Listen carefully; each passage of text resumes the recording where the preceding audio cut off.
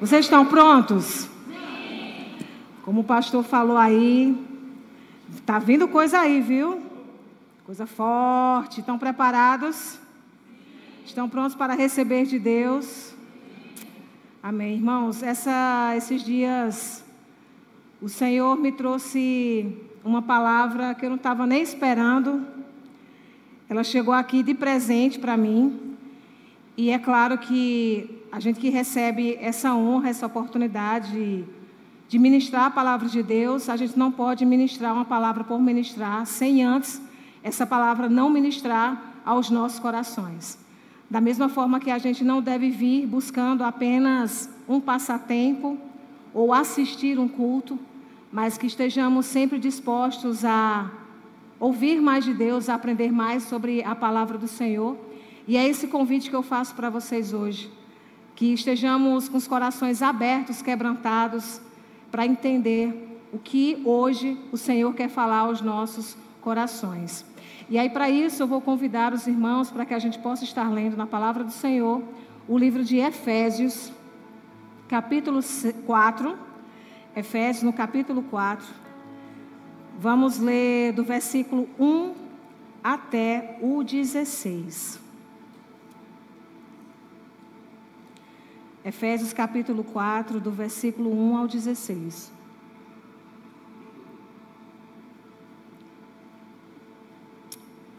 Amém. E a palavra do Senhor, ela nos diz: como prisioneiro no Senhor, rogo-lhes que vivam de maneira digna da vocação que receberam. Sejam completamente humildes e dóceis, e sejam pacientes, suportando uns aos outros com amor. Façam todo o esforço para conservar a unidade do Espírito pelo vínculo da paz.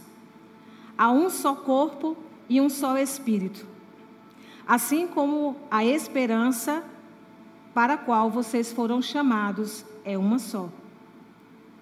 Há um só Senhor, uma só fé, um só batismo, um só Deus e Pai de todos, que é sobre todos, por meio de todos e em todos. E a cada um de nós foi concedida a graça, conforme a medida repartida por Cristo. Por isso é que foi dito: quando ele subiu em triunfo às alturas, levou cativos muitos prisioneiros e deu dons aos homens. Que significa ele subiu? Senão que também havia descido às profundezas da terra. Aquele que desceu é o mesmo que subiu acima de todos os céus, a fim de encher todas as coisas. E ele designou alguns para apóstolos, outros para profetas, outros para evangelistas e outros para pastores e mestres, com o fim de preparar os santos para a obra do ministério, para que o corpo de Cristo seja edificado, até que todos alcancemos a unidade da fé e do conhecimento do Filho de Deus. E cheguemos à maturidade, atingindo a medida da plenitude de Cristo. O propósito é que não sejamos mais como crianças, levados de um lado para o outro pelas ondas, nem jogados para cá e para lá, por todo o vento de doutrina, e pela astúcia e esperteza de homens que induzem ao erro.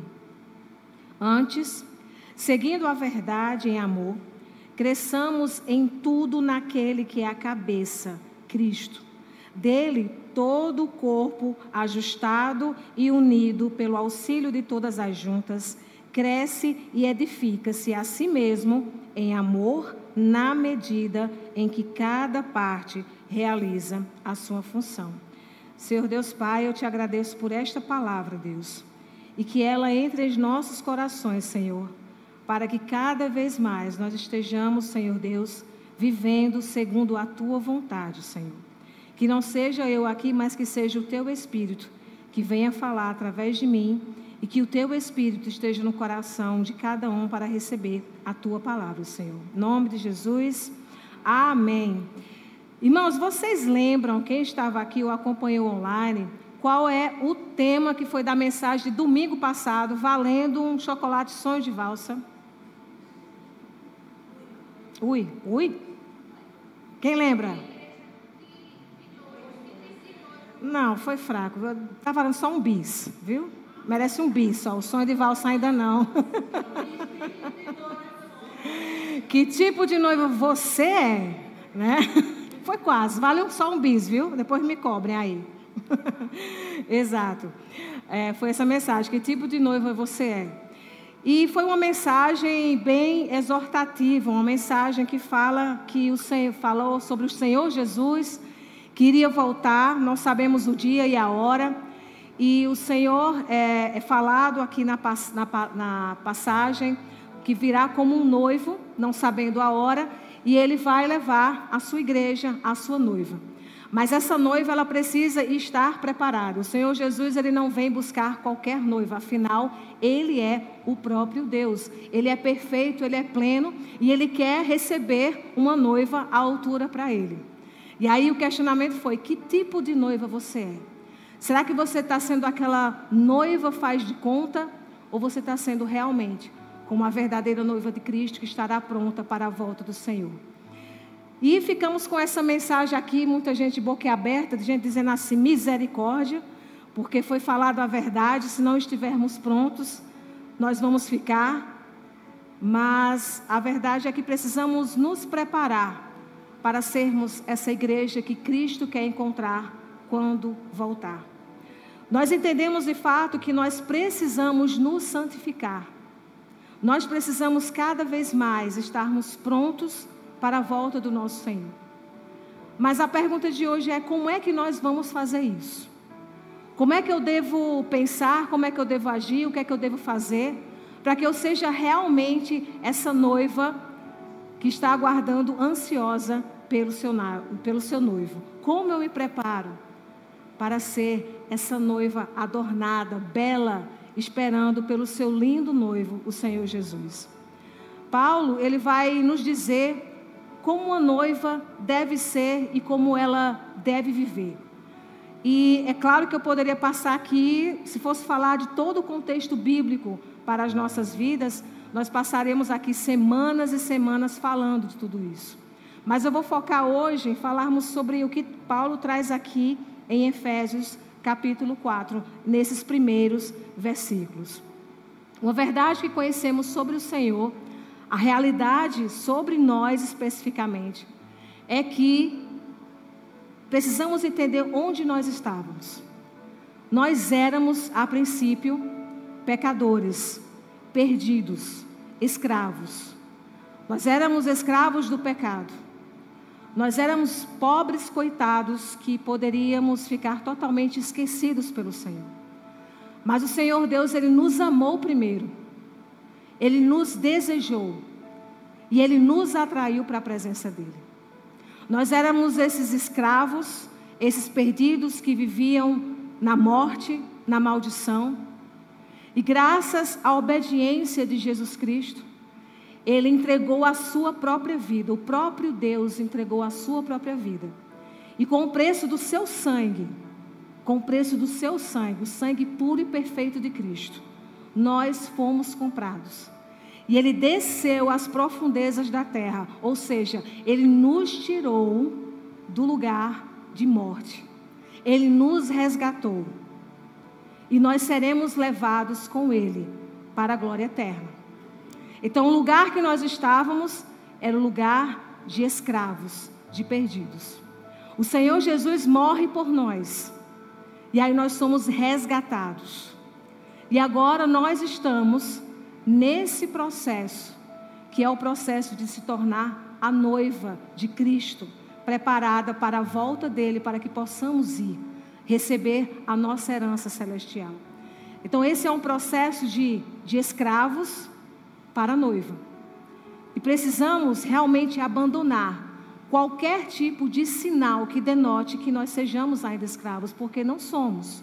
Nós somos resgatados, nós fomos comprados por Cristo. Se somos escravos de Cristo. É muito mais vantajoso ser escravo, obediente, servo do Senhor, do que ser escravo do pecado. Porque Ele nos coloca em um lugar de honra. Então estamos aqui para obedecer ao Senhor. Então saímos da escravidão para a liberdade como noiva de Cristo. Então, o tema da nossa mensagem hoje é: prepara-te, noiva. Prepara-te, noiva, porque algo grandioso está para acontecer. Nós não sabemos o dia, nós não sabemos a hora, mas a volta do nosso Senhor Jesus, ela é real, ela é iminente. Vamos entender então esse processo, do que é que nós podemos fazer, como é que eu vou esperar, como é que eu vou me preparar para ser essa noiva que Ele vai reconhecer, que Ele vai aceitar. Eu quero aprender isso, tanto é que aqui no livro de Efésios, parece que é um dos livros que eu mais tenho rabiscado aqui. É um livro que nos ensina muito sobre a vontade de Deus, sobre as nossas vidas como igreja, como é que devemos nos posicionar. Então, poderíamos falar de 1 milhão de princípios, 1 milhão de coisas para realmente sermos essa igreja preparada. Mas eu vou apontar aqui alguns pontos que eu identifiquei em Efésios capítulo 4. O primeiro princípio que eu quero trazer para vocês aqui é que há uma só verdade. Hoje nós vivemos em uma sociedade onde parece que a verdade é aquilo que você quer aceitar como verdade. A verdade está direcionada para aquilo que você deseja, para aquilo que você quer, e tudo tem que se moldar para caber dentro do que você deseja para você. Nós vivemos uma idolatria dos próprios prazeres, do próprio corpo, do próprio egocentrismo. É um mundo que diz assim: seu corpo, suas regras. É um mundo que fala que todos os caminhos levam a Deus. Então tudo é relativo. O que você quiser acreditar, está certo. Mas assim como existem regras absolutas na própria natureza, por exemplo, existe a lei da gravidade, não existe? Só se a não ser que você seja terraplanista, que não acredita em gravidade. Mas, se você for uma pessoa que estudou na escola, você sabe que existe a gravidade. Você pode não gostar da gravidade, mas você não tem que obedecer ela. Ela está aí. Existem outras leis fundamentais. A lei do tempo, onde a gente vai envelhecer, queira ou não queira. A lei da inércia e tantas outras. Existe uma única verdade. E a verdade que nós cremos como os cristãos é a verdade que está escrita aqui. É nela que nós cremos. Se você for entender que, essa aqui tem um conhecimento muito interessante, mas em outros lugares eu conheço conhecimentos muito interessantes também, e que pode ser verdade. Mas se essas outras coisas que você vê não estão alinhadas com a palavra de Deus, então você não pode dizer que você é um cristão. Um cristão, ele crê que o Senhor inspirou para que aqui tivesse a verdade que Ele queria que nós conhecêssemos. Então precisamos entender que há uma só verdade. No versículo 5 e 6 do capítulo 4, ele afirma que há um só Senhor, uma só fé, um só batismo, um só Deus e Pai de todos, que é sobre todos, por meio de todos e em todos. Então aqui está afirmando, não são todos os caminhos que levam a Deus. Há um só Deus. Há um só Salvador. Há um só caminho. E enquanto igreja, nós estamos aqui para honrar, para adorar, para glorificar somente esse Deus. E precisamos ser vigilantes em relação a isso, porque por conta do nosso pecado, por conta do nosso egocentrismo, do nosso orgulho, muitas vezes nós direcionamos a adoração para nós mesmos. Podem ter pessoas que direcionam a adoração para outros deuses. Talvez tenham pessoas que direcionam a adoração para o dinheiro, para o trabalho, para outras pessoas. Mas também há aqueles que direcionam, muitas vezes sem perceber, a adoração para si mesmos. E o Senhor nos mostra em sua palavra que há só um Deus. Não somos noivas se nós colocamos a nossa adoração em outras coisas, a não ser o Senhor soberano. A Ele que nós declaramos o nosso louvor. É para Ele que nós declaramos, nós entregamos o nosso fôlego. É para Ele que entregamos as nossas forças. É para Ele que entregamos as nossas vidas. É para Ele que nós entregamos a nossa confiança. É a nossa fé, porque Ele é o Deus soberano e absoluto. Não há outro Deus a não ser nele. É nisso que confiamos, é nisso que cremos. E é essa verdade que nós precisamos nos posicionar, crer e defendê-la, custe o que custar. O mundo vai te desafiar a ser paciente, compreensivo com outras coisas.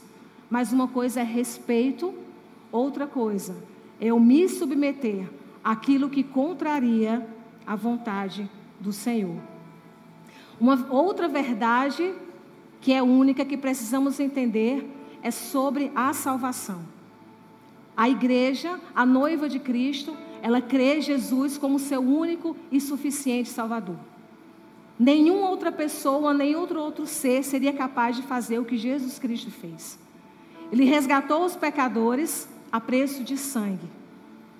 Éramos prisioneiros, nos tornamos salvos. Nos tornamos filhos por adoção. Nos tornamos amigos de Cristo. Nos tornamos a noiva de Cristo. Tantas analogias belíssimas que a palavra de Deus nos traz, trazendo uma nova identidade para nós. Não mais prisioneiros, não mais pecadores, não mais escravos, mas amigos, servos, filhos, amigo, noiva. Ou seja, nós estamos agora em uma posição de relacionamento com esse Senhor. Não um Deus tirano, maldoso, que quer destruir a humanidade, mas um Deus amoroso, como um pai que quer resgatar seus filhos perdidos. O segundo princípio que eu quero trazer para vocês nessa noite é que Cristo, Ele concedeu dons para a igreja. De Cristo, Ele concedeu dons. E aqui em Efésios 4, Paulo vai afirmar isso, que por meio da graça, nós fomos presenteados com dons. E por que fala de graça? Porque nós não merecíamos. Nós não merecemos absolutamente nada de Deus. Nós somos, tem passagem na Bíblia que fala que nós somos como um trapo, imundos. Nós somos insignificantes diante da glória do Senhor. Mas Ele quis nos agraciar com presentes. E quando somos salvos, quando fazemos parte da igreja de Cristo, Ele nos presenteia com dons através da sua graça. E por que que o Senhor nos presenteou com esses dons? Ele nos presenteou porque no momento da consumação, onde Jesus Cristo, Ele entrega a sua vida, e aí salva os cativos, salva nós que somos pecadores. Foi num período, Ele subiu aos céus, ressuscitou, e aí um dia Ele vai voltar. Não sabemos quando, mas já fazem aí 2000 anos desse acontecimento. E não sabemos quanto tempo ainda vai demorar. Então existe um processo, um período de tempo muito, muito longo aparentemente, de espera da igreja. Esse é o período em que nós como igreja estamos nos preparando, estamos nos edificando. A palavra de Cristo está sendo pregada. E vamos crescendo e desenvolvendo como igreja para estarmos prontas como noiva até a volta dele. E os dons são esse presente maravilhoso que o Senhor nos concede para que os santos sejam capacitados. E quando falamos de santos capacitados, nós estamos falando o quê? Santo, não porque sejamos perfeitos. Ainda não, estamos longe disso. Não somos perfeitos. Mas somos santos porque fomos separados para Cristo, para a boa obra que Ele tem para nós. Então nós fomos separados, não somos mais do mundo, não vivemos mais sobre o domínio da carne. Somos separados para o nosso Senhor e capacitados, ou seja, Ele nos dá dons, talentos, habilidades, Ele nos dá ferramentas para que estes santos utilizem isso para o reino, para a glória dele. Então nós somos esses santos capacitados, revestidos de dons, revestidos da graça do Senhor, usados pelo Espírito Santo, para que a igreja ela seja preparada, ela seja edificada, para que esteja pronta para a volta de Cristo. E aí eu trago o terceiro princípio dessa noite, é que nós somos então vocacionados. Uma vez que nós fomos salvos em Cristo Jesus, nós aceitamos, nós recebemos essa graça, essa salvação. Uma vez que Ele nos presenteia com dons, Ele nos chama, Ele nos vocaciona.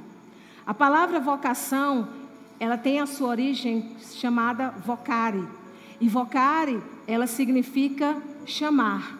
É quando alguém fala para o outro e chama. Fulano, vem cá, eu tenho uma missão para você. Então, vocação é o chamado de Deus para a sua igreja. O Senhor já nos deu tudo, o Senhor já fez tudo por nós. E nós vivemos em uma relação com Ele, uma relação de amor, uma relação realmente verdadeira. E aí o Senhor diz: filho, vem cá, eu tenho uma missão para você. Filho, vem cá, temos obras maiores para realizar. Isso é a vocação. E a vocação, ela reflete esse diálogo, esse relacionamento de Deus conosco, com a sua igreja. Como eu falei, eu acho lindo essa forma como a igreja retrata, como a Bíblia retrata Deus e nós. Ele é o Pai, somos os filhos, Ele é o noivo, Jesus é o noivo, nós somos a noiva, somos amigos, sempre refletindo um relacionamento. O maior presente, a maior herança, o melhor de tudo sobre a salvação é que nós estaremos eternamente em relacionamento com o Senhor Jesus. Ele pagou esse preço para que estivéssemos com Ele. Então isso reflete um relacionamento. Não existe esse chamado, não existe essa vocação se nós não temos um relacionamento com Ele.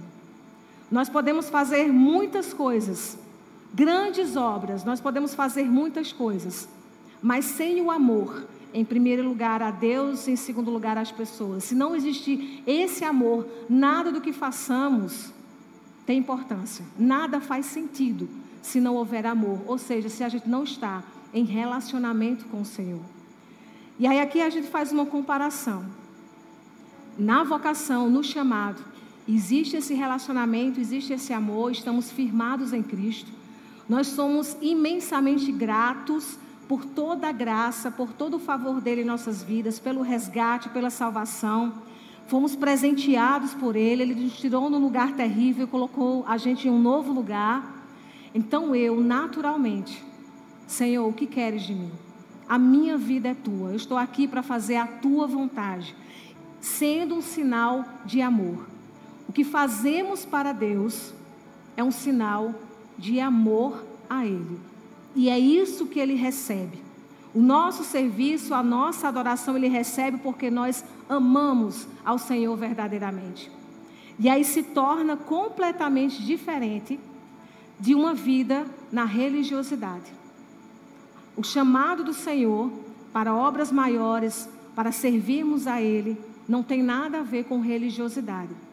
A religiosidade é um lugar onde você não tem um relacionamento com o Senhor, você não conhece a Deus verdadeiramente, mas você vai em um ambiente religioso e você cumpre rituais, você serve, você faz atividades, mas você está ali para outros tipos de benefícios, mas não por causa do seu relacionamento com Deus.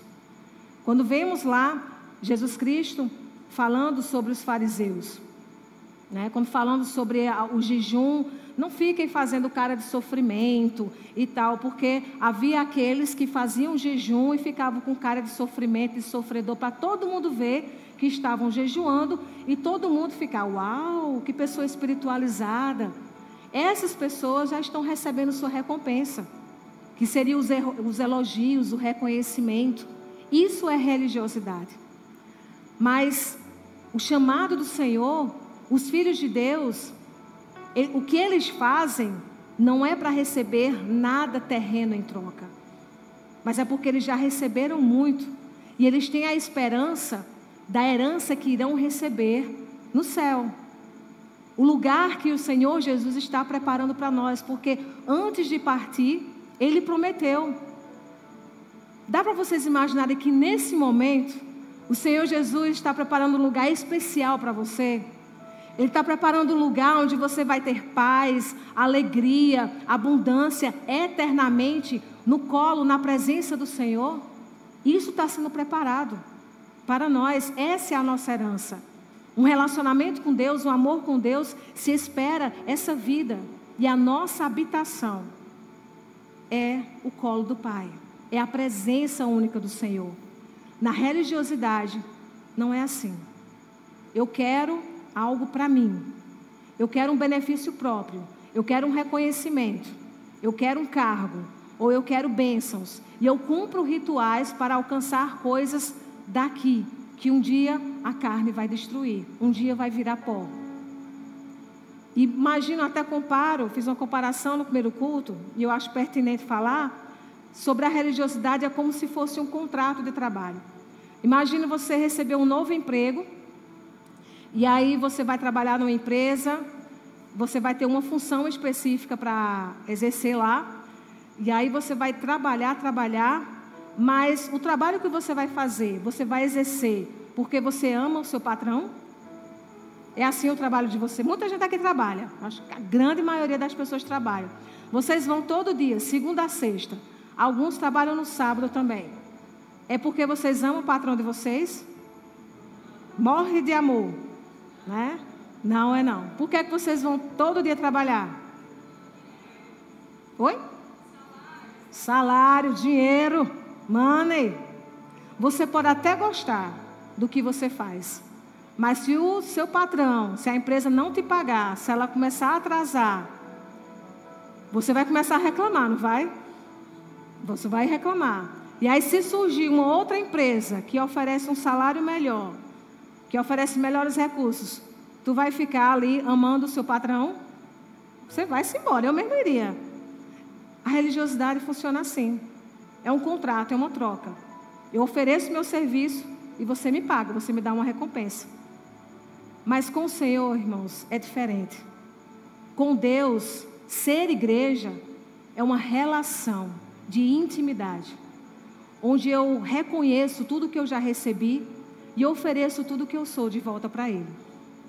Porque eu amo meu Senhor, não porque eu posso receber coisas materiais dEle. Eu posso até receber porque Ele é bondoso, mas não é para isso que eu estou com Ele, não é para isso que eu sirvo ao meu Senhor, não é a prioridade. O meu louvor não é para que eu simplesmente esqueça da minha tristeza. Quando eu louvo a Deus, quando eu canto canções, não deve ser para que simplesmente a tristeza vá embora. Isso é você trazer a adoração para você. Quando eu louvo ao Senhor, é para exaltar, é porque o meu fôlego é para louvar ao Senhor. É porque Ele é digno de adoração. Mesmo se depois eu continuar triste, talvez, mas eu creio que quando a gente realmente adora o Senhor, Ele nos preenche de uma graça, de um favor tão grande, que a gente tem um alívio das nossas dores, mas a nossa procura pela adoração, pelo louvor, para oferecer isso, é para entregar algo a Ele, não para receber, é entregar a Ele. Outro princípio, que aí está dentro de tudo isso que a gente está falando, é que nós fazemos tudo porque amamos a Deus. A vocação é esse chamado. Eu faço porque eu amo meu Senhor. Eu quero contribuir com Ele, porque afinal, eu já recebi tudo dEle. Eu fui comprada com preço de sangue. E aí com esse relacionamento, com essa intimidade, esse amor verdadeiro que existe, o Senhor, Ele nos designa. Aqui a palavra fala, Ele designou. Ele nos vocaciona, Ele nos chama e Ele nos direciona, cada um para uma missão específica. O resultado vai ser um só. A igreja será edificada para a volta de Cristo. Mas para cada um, o Senhor vai trazer funções específicas. Por isso que há a distribuição de dons diferentes. E aí Ele vai designar. Cada um vai receber um papel específico para cumprir. No versículo 11, ele disse assim: ele designou alguns para apóstolos, outros para profetas, outros para evangelistas, outros para pastores e mestres. E já lá no verso 12 ele vai falar que tudo isso é preparar os santos, que somos nós, todos nós, para que o corpo de Cristo seja edificado. Então os santos vão edificando para que todos sejam santos e estejam prontos para a gloriosa volta do Senhor. Então a nossa vocação é contribuir para 3 aspectos fundamentais, 3 coisas fundamentais para a igreja. A nossa vocação é para construir para o crescimento, para o amadurecimento e para a unidade da igreja. Quando falamos de crescimento, nós estamos falando de a expansão da igreja. Ela alcançar mais e mais pessoas. A palavra de Cristo alcançar mais e mais pessoas. E dentre esses desígnios que foram citados aqui em Efésios, quem seriam aqueles que iriam contribuir mais à frente para o crescimento da igreja? Os evangelistas. Os evangelistas são aqueles que levam o evangelho, as boas novas, a palavra da salvação. Chegar para as pessoas e dizer: olha, só Cristo salva. E é uma missão muito honrosa e muito difícil. É difícil para aqueles que são designados para ir para os lugares do mundo mais difíceis, onde se você falar de Jesus você morre. Como é difícil para aqueles que ficam em lugares como o nosso país, onde todo mundo possivelmente já falou de Jesus, mas a frieza espiritual é tão grande, né? O amor a si mesmo e o amor a outras coisas e a outras culturas, a outras coisas, acabam fazendo com que as pessoas não enxerguem o Jesus Cristo, só conheçam o nome Jesus, mas não conseguem realmente perceber quão glorioso Ele é. Os evangelistas, eles recebem esse dom de, com o Espírito Santo, serem direcionados para falar a palavra do Senhor para os povos não alcançados. E esse crescer, quando a gente pensa em igreja como corpo, imagina um bebezinho. O bebê nasce desse tamanho, pequenininho, mas ele não pode ficar desse tamanho. É uma pessoa que não cresce, se torna raquítica, já tem nome para isso. A criança, ela nasce e ela vai precisar passar pelo processo de crescimento até a estatura normal de um adulto. Então, esse crescimento, vamos trabalhar para o crescimento da igreja, a expansão. Essa é a função dos evangelistas. E não basta somente essa igreja crescer. Não basta somente ela ganhar estatura. Imagina uma pessoa, nasceu pequenininho, foi crescendo, fisicamente ganhou a estatura de um adulto, mas não é só o corpo dela que tem que crescer. Ela também precisa amadurecer. Ela tem que deixar o comportamento, o pensamento, a forma de agir, a mentalidade de criança e se tornar um adulto. Como Paulo nos fala aqui neste mesmo capítulo, a gente vai deixar de ser criança e vamos nos tornar maduros. E nós, como igreja, temos esse papel de desenvolvermos, de amadurecermos enquanto igreja, a partir da palavra de Deus, e contribuir para aqueles também que estão buscando o seu amadurecimento. E aí nós vemos figuras tão importantes, dons tão importantes direcionados, pastores, profetas, mestres, porque eles vão auxiliar no aconselhamento, na exortação, no ensino da palavra. Eles vão auxiliar a igreja nesse amadurecimento mental e espiritual. Paulo nos fala que nós devemos renovar a nossa mente. Ou seja, a gente tem que deixar de agir feito criança, de ter uma mentalidade antiga, renovarmos a nossa mente, termos a mente que Cristo deseja que nós tenhamos. E aí, como igreja, nessas funções a gente auxilia isso. Eu não estou falando de títulos, eu estou falando de dons que são liberados para nós. Nós podemos ensinar a palavra, mesmo não estando aqui em cima. Aqui é uma forma, mas existe muitos outros ambientes que você pode ensinar a palavra de Deus para as outras pessoas. Ensinar, se você tem mais facilidade de estudar, de entender a palavra, ajudar aqueles que têm dificuldade de entender a palavra do Senhor.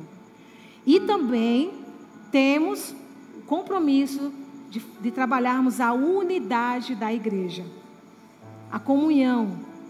A igreja, ela não vai só crescer e amadurecer, mas ela tem que estar unida. Voltando à analogia do corpo. O corpo é pequeno, cresce, amadurece mentalmente, mas esse corpo precisa estar em equilíbrio. Todos os órgãos precisam funcionar de maneira equilibrada, harmônica, assim vai funcionar saudavelmente. Cada um com a sua função, vivendo em amor, vivendo em comunhão, como o início do capítulo foi falado, que nós devemos ser humildes, dóceis, amar uns aos outros. Eu vi um pastor esses dias no YouTube falando, não sei se o que ele falou é realmente verídico historicamente, mas eu vou citar que eu achei interessante. Ele falando que aquele líder espiritual, Mahatma Gandhi, ele era de uma outra cultura, né, religiosa, e aí ele teve um momento que ele conheceu o cristianismo. E aí quando ele conheceu o cristianismo, ele ficou encantado. Quando ele conheceu, ele leu a Bíblia, ele ouviu falar sobre Jesus, os ensinamentos, sobre tudo, ele ficou encantadíssimo. Já podia quase ser o nosso irmão em Cristo. E aí diz que Mahatma Gandhi, naquela época lá, século XIX, início do 20, sei lá, qual foi a época dele, exato, não me lembro agora, mas naquela época, muita diferenciação, preconceito e tal, diz que ele chegou em uma igreja evangélica, mas lá ele foi muito maltratado, ele se sentiu muito, muito maltratado. E ele afirma, dizem, que ele falou assim: eu não sou cristão por causa dos cristãos. E aí, não sei se é verdade ou não, mas isso traz uma lição muito importante. Ser igreja, ser cristão, é viver em unidade. Não é viver agarrado, abraçado em todo mundo, dizer não. Mas precisamos viver em unidade, auxiliando uns aos outros, suprindo as necessidades, cooperando uns com os outros. Não tratando mal as pessoas, mas agindo com amor, suprindo a necessidade daqueles que necessitam. Vivendo em amor, vivendo em comunhão. E é assim que a igreja, a noiva, se posiciona, para que alcancemos o mesmo resultado. Alguns vão ter mais facilidade para pregar o evangelho, outros vão ter mais facilidade para aconselhar, outros vão ter mais facilidade para questões tecnológicas que vão ajudar muitas dessas funções de levar a palavra, de levar o ensino, mas cada um com a sua habilidade contribui para a edificação da igreja, para que essa igreja se torne essa noiva que o Senhor Jesus quer encontrar na sua volta. As características dessa igreja, então, como último princípio que eu quero colocar, é que essa igreja, ela é amorosa, essa igreja é pacífica, essa igreja é madura e essa igreja é íntima de Deus. Lá no versículo 6, a gente lê o que diz assim: um só Deus e Pai de todos, que é sobre todos, por meio de todos e em todos. Ou seja, essa igreja tem Deus sobre elas, o reino dos céus está revestido por ela. Essa é uma igreja onde Deus, Ele age através de suas vidas. O que ela faz é reconhecido que é a obra de Deus. E essa igreja tem Deus dentro dela. Deus, Ele está em todo o ambiente dessa igreja. Por cima, dentro e através dela. Isso é o reflexo de uma noiva preparada. Eu gosto muito dessa analogia que a Bíblia faz sobre Cristo, Ele ser a cabeça e a igreja, ela ser o corpo. O corpo não pode viver sem a cabeça. É Cristo quem comanda, é Cristo quem cuida desse corpo. Interessante que até para a neurociência afirma que a função do cérebro é manter o corpo vivo. Tudo o que nós fazemos para nos proteger, para nos mantermos vivos, é o comando aqui da cabeça. Isso nos faz ver que é uma comparação interessante, onde Cristo é que nos dá vida, onde Cristo é que nos mantém vivos, é onde Cristo que direciona todos os movimentos que eu faço, é a cabeça que está mandando. E essa noiva, essa igreja, é aquela que é completamente direcionada pelo Senhor. Eu particularmente, eu não quero ser uma igreja sem Cristo. Eu não quero estar em um ambiente onde o Senhor não é o Senhor desse lugar, onde Deus não é o centro desse lugar. Tem ambientes que nós andamos, não sei se vocês já tiveram essa sensação, de ambientes que você está e você sentiu um mal-estar, sentiu uma coisa carregada, pesada, como se tivesse a presença do maligno naquele lugar. Não sei se vocês já sentiram isso. Nós, com o Espírito Santo, nós temos essa possibilidade de ter o discernimento sobre as coisas. E o discernimento de dizer, eu quero estar em um lugar onde o Senhor possa reinar. E isso vai acontecer na minha forma também de adorar. Eu posso estar num culto e eu posso cantar da boca para fora. Será que o Senhor está reinando aqui, eu cantando da boca para fora, mesmo que seja uma linda declaração para o Senhor? Eu quero estar onde o Senhor estiver. Eu quero esperar ansiosamente a vinda do meu noivo. Eu quero desejar cada vez mais, com todas as forças do meu ser. Porque é isso que vai me motivar, é isso que vai me estimular, especialmente nos dias mais difíceis, para fazer aquilo que o Senhor deseja que eu faça. Porque não sou eu mais que vivo por mim, mas é Cristo que vive em mim. Essa declaração de Paulo não pode ser só dele, tem que ser nossa. Eu não vivo mais por mim, mas é Cristo que vive na minha vida. Nós vivemos hoje em um mundo doente. Nós vivemos hoje em um mundo cheio de pessoas imaturas, de pessoas vivendo para si próprias, de pessoas que cultuam o próprio corpo, de pessoas que acham que podem fazer bem o que quiser sobre a vida delas. E em parte isso acontece, mas elas não visualizam as consequências que isso vai acontecer para elas. Nós vivemos em um mundo onde a verdade está sendo distorcida, onde cada vez mais as pessoas ouvem falar de Deus, mas elas querem menos, cada vez menos a Deus. Nós facilmente, se não conhecermos a palavra, se não conhecermos a Cristo, não vivermos a intimidade com Ele, facilmente nós podemos nos desviar. Porque o mundo está cheio de possibilidades e que muitas vezes chegam sorrateiramente no nosso coração. Com pequenas ideias, com pequenas opiniões, que podem parecer bobas, mas que nos tiram da vontade de Deus. É por isso que essa noiva não pode mais viver em silêncio. Essa noiva não pode mais viver sem se preparar. Essa noiva não pode mais se calar diante de tudo que vem acontecendo. Nós vivemos diante de uma realidade preocupante, onde cada vez mais pessoas frequentam a igreja, mas no interior, nem todos estão realmente encontrando a Cristo. E que igreja é essa que nós somos, onde essas pessoas não estão sendo ensinadas e exortadas? Precisamos nos posicionar para isso, para que realmente a gente possa fazer nesse ano obras maiores. Vocês desejam essas obras maiores? Nós precisamos desejar cada vez mais ter um coração servo do Senhor. Nós precisamos cada vez mais nos posicionar nessa entrega ao nosso Deus. E não é uma entrega fácil. É por isso que o próprio Deus derramou o seu Espírito Santo em nossas vidas. Porque a carne está ali o tempo todo lutando, está ali insistindo para que a gente faça a nossa vontade, uma vontade que leva para a morte.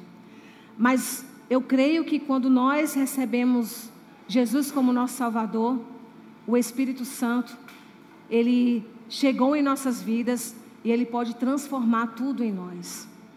Eu queria que nesse momento vocês percebessem, lembrassem da grandiosidade desse Deus, da soberania desse Deus tão maravilhoso, que teve tanta misericórdia, tanto amor sobre nossas vidas, e que nos tirou desse lugar de escravidão, de sujeira, de pecado, de morte, e nos colocou em um lugar de privilégio, um lugar que nós não merecíamos estar. Nós recebemos tudo do Senhor Jesus.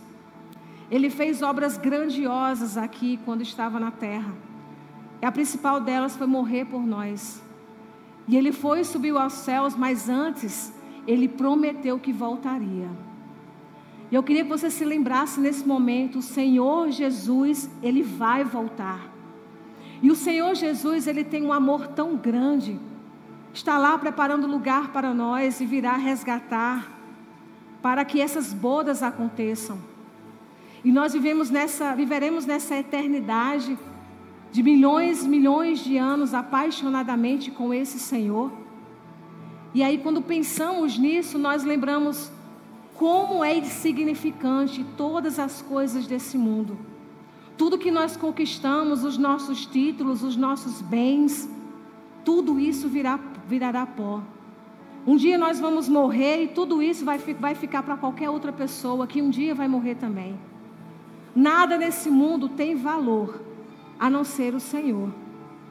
Então a nossa inquietação é para que a gente se prepare, para que a gente esteja pronto para essa volta, onde poderemos ver o Senhor face a face, glorificá-lo face a face, juntos, em unidade. Se essa esperança não alegra o coração de vocês, eu não sei mais o que é que vai alegrar o coração de vocês. Mas nós vamos adorar o Senhor. Vou pedir a vocês que fiquem em pé, e que nesse momento vocês possam apenas ver a face do Senhor, ver esse Senhor lindo e maravilhoso, que está dizendo aqui para você agora que te ama. O Senhor ama você, e Ele tem coisas maravilhosas para fazer na sua vida. Vamos adorá-lo.